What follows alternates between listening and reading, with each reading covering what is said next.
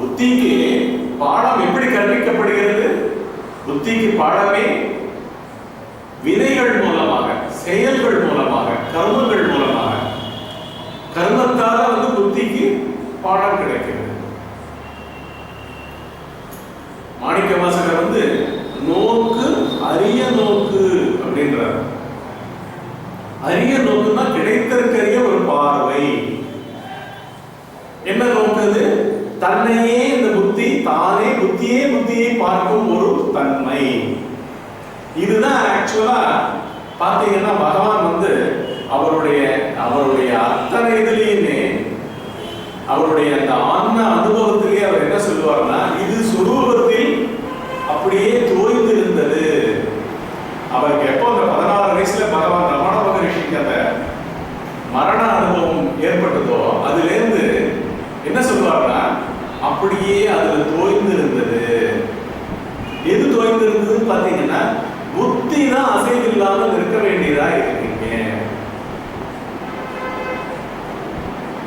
காட்டுக்கு போய் எத்தனை கொடிய தவம் உடல் அசையாம பண்ணா கூட பிரயோஜனம் இல்லாம போயிடுது. ஏன்னா உள்ளுக்குள்ள புத்தி ரூபமான ஒரு செய்பவன் இருந்தா தவமே அர்த்தமற்றதா போயிடுது.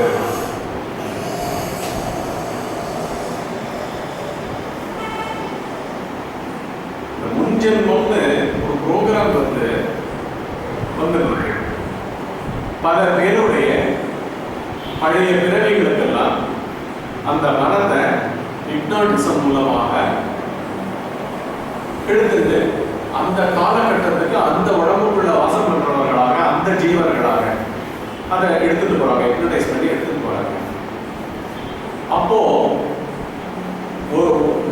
ஒருத்தருடைய ஒரு சம்பவம், அவர் பூர்வ ஜென்மத்துல 23 வயசுக்கு தவம் பண்ண ஆரம்பிச்சு கிட்டத்தட்ட 90 வயசுக்கு தான் மறைஞ்சிருக்காரு. இப்ப வெண்தேகத்துல இருக்கிறவங்க முன் ஜென்மத்துல ஒரு தவயோகியா தனித்து இருந்து 23 வயசுக்கு ஆரம்பிச்சு கிட்டத்தட்ட 67 வருஷம் தவம் பண்ணியிருக்காங்க. ஆனா அதற்கப்புறம் ஒரு 2-3 பிறவிகள் கடந்து இப்ப வந்திருக்கிறது ஒரு பிறவி, ஒரு பெண் பிறவியா ஒரு சாதாரணமான வாழ்க்கை வாழும் நடுத்தர வர்க்கத்தில் இருக்கிறவங்க தான் இருக்காங்க. இதுல என்ன தெரிகிறது? உடலை நம்ம எவ்வளவு வருத்தி தனிமைக்கு ஆட்படுத்தி கண்களை மூடி வருடங்களாக யுகங்களாக தவம் இருந்தாலும் மனம் புரிஞ்சு காட்டி, சாப்ட்வேரை பத்தி புரிஞ்சு காட்டி, யார் அந்த தவம் செய்பவர்? கண்ணை மூடி நான் 1 மணி நேரம் தியானம் பண்ணிருந்தா கூட யார் இங்க கண்ணை மூடி உட்கார்ந்து இருக்கிறது ஒரு கட்டளைக்கு ஆட்பட்ட உடலா, அந்த கட்டளை பிறப்பிக்கும் மனமா, அது கூர்ந்து உள்ளே எதை பார்த்து கொண்டிருக்கிறது? அது என்ன பார்வை? பார்ப்பவன் யார்? இப்படின்றதெல்லாம் அந்த பார்ப்பவனுக்கு புரியலைன்னா எவ்வளவு கர்மங்கள், அது தவமா உட்கார்ந்து தியானமா உட்கார்ந்து 1000 வருடங்கள் இருந்தா கூட பிரயோஜனம் இல்லாமல் போயிடுது. ஏன்னா நுட்பமான விஷயங்களை கூர்மையாக அருகில இருந்து கவனிச்சாதான் பல விசித்திரமான உண்மைகள் அதனுடைய ஒர்க்கிங்கே வெளியில நம்மளுக்கு தெரிய வரும். வருடங்களை போடுறதுல பிரயோஜனம் இல்லை, டைரக்ஷனே மிஸ்டைரக்ஷனா போயிடும். நான் வடக்கு பக்கம் போகணும் கிளம்பி வடக்கு திசையை கன்ஃபார்மே பண்ணாம அதுக்கு நேர் எதிராக தெற்கு திசையில நடக்க ஆரம்பிச்சேன்னா கட்டாயம் வடக்கு வந்துடுவேன். ஒரு பெரிய பூமியை ஒரு சுத்திட்டு வருவேன். இது எப்பேற்பட்ட சுத்து! முதல் ஸ்டெப்ல இருந்து பூமியினுடைய சுற்றுலா 36,000 கிலோமீட்டர் சொல்றாங்க. அந்த 36,000 கிலோமீட்டர் போன பிறகு வடக்கு போய் அடையிறது எப்படி? முதல்லயே தீர விசாரிச்சு யாருப்பா இந்த மனம், யாருடைய மனம், என்ன இது எண்ண ஓட்டங்களா இருக்கு. விழிப்பு நிலை பூரா வந்து ஆடியோ வீடியோவா இருக்கு. ஆழ்ந்த உறக்கத்துல கனவுகளா காணும் பொழுது இல்லாததெல்லாம் கற்பிக்கிறது. பெரிய காடு மலை பிரதேசங்களெல்லாம் கற்பிக்கிறது.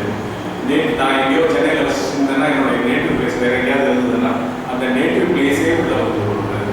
அந்த நேட்டிவ் பிளேஸில் நான் பலவிதமான நல்ல அனுபவங்களையும் அனுபவிக்கிறேன், சில சமயம் கெட்ட அனுபவங்களையும் அனுபவிக்கிறேன்.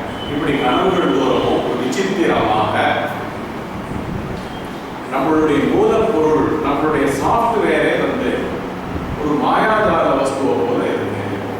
அதனாலதான் இதை வந்து அருகில் இருந்து தீர விசாரிச்சு பொறுமையா கேட்டு விசாரிச்சு தெரிஞ்சுக்க வேண்டியதா இருக்கு. விசாரிச்சு தெரிஞ்சுன்னு பண்றது வந்து இதுதான் வழியை சேர்க்கும். இது எதுவும் வந்து இதுக்கு வந்து ஒன்றும் பண்ணாது. இந்த மாதிரியான அமைப்பு கொண்டதுதான் இந்த சூக்ஷ்ம சரீரத்துல அதிநுட்பமா இருக்கிற அந்த புத்தி. அதே புத்தி தான் முதல்ல ஆழ்ந்த உறக்கத்திலிருந்து விழிச்சுக்கும் பொழுதும் உடல்ல கொஞ்சம் கொஞ்சம் கொஞ்சமா உடல் உணர்வு வந்து அந்த உடல் உணர்வு மூலமாக என்னுடைய பழைய நினைவுகள், அதாவது முந்தைய நாள் நான் விட்ட இடத்துல பலவிதமான நினைவுகள்லாம் எனக்கு அப்படி வந்து அந்த ஞாபகங்கள்ல அந்த புத்தி வந்து ப்ரௌஸ் பண்ண ஆரம்பிச்சு அதுல ப்ரையாரிட்டைஸ் பண்ணி இன்னைக்கு நான் எப்படி என்ன ப்ரெசென்ட் பண்ணிக்கணும், இன்னைக்கு நான் யாரை போய் முதல்ல பார்க்கணும், என்னுடைய வியாபார சம்பந்தமா, அறிவு சுத்தறிவு சம்பந்தமா, ஆசை சம்பந்தமா, விஷய நாட்டங்கள் சம்பந்தமா, கேளிக்கைகள் சம்பந்தமா, இப்படி பார்த்தீங்கன்னா அனந்த கோடி பகிர்முக நாட்டங்கள் எல்லாத்தையும் டிசைட் பண்ண வேண்டியது அந்த புத்தி தான். அதனால தான் எப்போ பார்த்தாலும் பார்த்தா எப்போ டிராஃபிக் ஜாம் மாதிரி தான் இருக்கும். 25 பேர் ஒரு சீஃப் எக்ஸிக்யூட்டிவ் ஆஃபீஸர் ரூம்ல கேபின்ல சூழ்ந்து இருந்து, சார் இந்த ஃபைல்ல கையெழுத்து போடுங்க சார், சார் இதுக்கு என்ன சார் பண்றது, அதுக்கு என்ன சார் பண்றது அப்படின்னு 25 பேர் கேட்டா என்ன பண்ணுவான்? அந்த சிஇஓ இயங்க முடியுமா? எதிரையாவது டிசிஷன் எடுக்க முடியுமா? எதிரையாவது புத்தியை செலுத்த முடியுமா? ஏற்கனவே புத்தியை சுத்தி உள்ள மனம் ஏகப்பட்ட ஆட்களாக அனுபவங்களாக மீட்டிங்ல இருந்து பரபரப்பான இருக்கு. உள்ளேயே அவர் பரபரன்னு இருக்காரு, வெளியிலையும் பிசிக்கலா ஒரு 25 பேர் சூழ்ந்து இருந்தா அது எப்படி இருக்கும்? அதை போலதான் ஒவ்வொருத்தரோட மனமுமே இருக்கு. புத்தியை அவைகள் சுத்தி எனக்கு ப்ரையாரிட்டி கொடு, எனக்கு ப்ரையாரிட்டி கொடு அப்படின்னு சொல்லிட்டு பின்னாடியில இதை இன்ஃப்ளூயன்ஸ் பண்ணிட்டு இதுக்குள்ள அதை ஸ்பெஷலைஸும் பண்ண வைக்கிறது.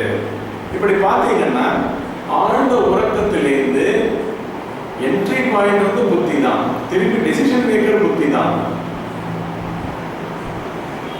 எல்லாமே புத்தியால தான் நடத்தப்படும். அதனாலதான் நம்ம இந்து மதத்துல காயத்ரி மந்திரத்துல கூட புத்தியை தான் தியோ யோனக பிரச்சோதயா, தீன புத்தி, யஹ நஹ பிரச்சோதயா. எவரால் அந்த சூரிய மண்டலங்களும் அனைத்து அண்ட புவனங்களும் ஒளிர்விக்கப்படுகிறதோ அவர் என் புத்தியையும் ஒளிர்விக்கட்டும் அப்படின்னு ரொம்ப அற்புதமா அதை சொல்லியிருப்பாங்க. காயத்ரி மந்திரம்ன்றது பிரம்மோபதேசமா காதுல உபநயனம்ன்ற ஒரு சடங்குல குருவாலையும் அப்பாவாலையும் அந்த பையனுக்கு உபதேசிக்கப்படுகிறது. அதுக்கு பின்னாடி ஒரு பெரிய சயின்ஸே இருக்கு. அந்த சயின்ஸ் வந்து ஒரு தனியா ஒரு கிளாஸ்லயே நம்ம அதை எடுத்துப்போம். உபநயனம்னா, நயனம்னா எடுத்து செல்லுதல், நயத்துனா எடுத்துக்கோ, ஆணையத்துனா எடுத்துட்டு வா அப்படின்னு அர்த்தம். உபநயனம்னா அருகில் எடுத்து செல்லுதல், அருகில் அழைத்து செல்லுதல். எதற்கு அருகில் அழைத்து செல்றா? எதற்கு அருகில் அழைத்து செல்றா?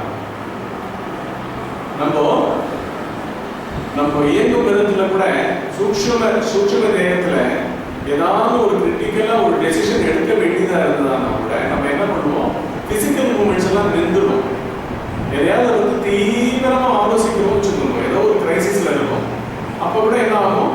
கண்கள் தான் குத்திட்டே நிற்கும். புத்தி உள்ள திரும்பி அந்த டெசிஷனை வந்து எப்படி எடுக்கலாம், how to go forward, how to handle this, இதை எப்படி நிறைவேற்றிக்கலாம் அப்படின்னு பல விதமா வந்து ப்ராசஸ் பண்ணிருக்கோம். அப்ப பாத்தீங்கன்னா உடலசைவே அவ்வளவா இருக்காது, எல்லாமே சூட்சமா ஒரு பாயிண்ட்ல வந்துருக்கும். தியானத்திலேயும் அதுதான் நடக்குது. புத்தி வந்து தன்னையே எதிர்படுத்தி எதிர்படுத்தி எதிர்படுத்தி அறியாதவர்கள் கிட்ட தியானமா அது நடந்துட்டு இருக்கும். எந்த ஒரு ப்ராசஸ்லையும் அது ஒண்ணுதான் ரொம்ப அருகில். இது வந்து இந்த புத்தியினுடைய அமைப்பு. சித்தம், மனம், புத்தி, அகங்காரம். இந்த புத்தியையும் இந்த மன சமூகமான எண்ண குவியல்களையும் கற்ப கோடி வருஷமா இது வந்துட்டு தெரியாமல் சித்தம்னு ஒரு பெரிய சாஃப்ட்வேர்னுடைய ஒரு பெரிய கண்டெய்னர் இதுக்கு பின்னாடி இருக்கு, கால எல்லைகள் இல்லாமல் அந்த அனைத்து அனுபவங்களையும் தன்னுள்ளே அடக்கி கொண்டிருக்கிறது அப்படின்றதே தெரியாமல், இது எல்லாமே தெரியாமல் அந்த உடம்பையே அந்த சாஃப்ட்வேருடைய சென்டர் மாதிரி நினைக்கிற அபிமானிக்கிற தன்மை தான் வந்து அகங்காரம். நான் என்னும் தன்மை.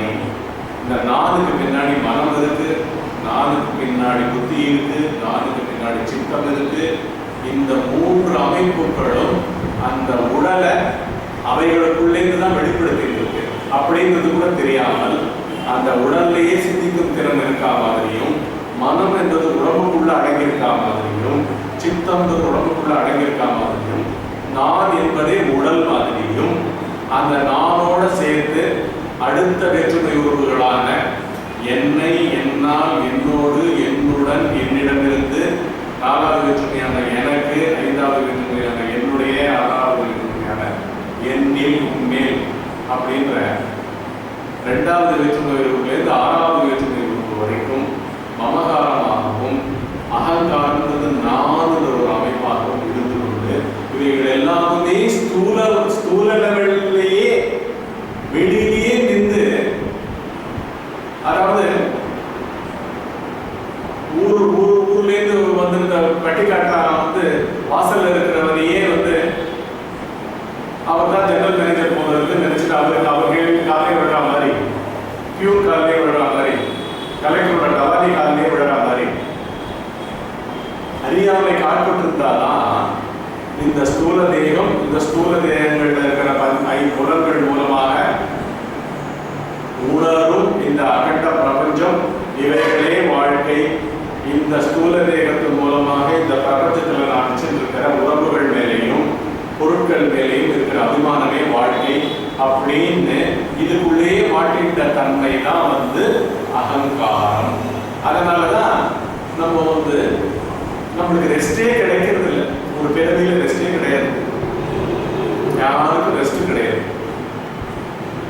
ஏன்னா நானே இது நான் எதிர்க்கும் பொழுது இதுன்னு நினைக்கிற அந்த எண்ணங்களை பெருக்கிட்டே இருக்கு. அகங்காரத்துக்கே எண்ணங்கள் வந்து கூட துணை நின்று அதை வந்து உண்மை தெரியாதவனால நிறைய பேச வைக்கும். இப்போ வந்து ஒரு ஊருக்கு வந்திருக்கேன்னு வச்சுக்கோங்க, தெரியாத ஊர், விலாசம் மட்டும் இருக்கு.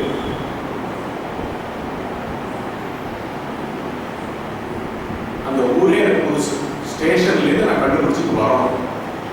நான் யார் வீட்டுக்கு போறேனோ அவங்களுக்கும் வந்து ஸ்டேஷனுக்கு வந்து என்னை அழிச்சிட்டு போகிற அளவுக்கு அவங்களுக்கும் நிலைமை சரியில்லை. இப்போ நானே 10 கிலோமீட்டர் தாண்டி அந்த பர்டிகுலர் இடத்துல அவங்க கண்டுபிடிச்சி போகணும். அங்கே எல்லாமே ஃப்ளாட் ரேட் கிட்டத்தட்ட 10,000 ஃப்ளாட்ஸ் எடுத்துருச்சு. விலாசம் இருக்கு. இப்போ நான் உட்காந்து கிட்டத்தட்ட ஸ்டேஷனை விட்டு கால் அடி எடுத்து வைக்கிறதுக்கு முன்னாடி நல்ல விவரம் தெரிஞ்ச ஒரு ஆட்டோ ஸ்டாண்டுக்கோ ஒரு டாக்ஸி ஸ்டாண்டுக்கோ போய் தரோவா தெரிஞ்சுக்கணும், நான் கரெக்டாக போய் சேரணும், ஒரு குறுகிய காலத்தில் போய் சேரணும்னு நான் நினைச்சேன்னா ஃபர்ஸ்ட் ட்ரஸ்ட் பண்ணுவேன். யாரை? இந்த ஆட்டோக்காரனையோ இந்த டாக்ஸி டிரைவரையோ நல்லா வந்து நம்புவேன். நம்பி அவர்கிட்ட டீட்டெயிலாக ஃபர்ஸ்ட் பேசுவேன். பணத்தை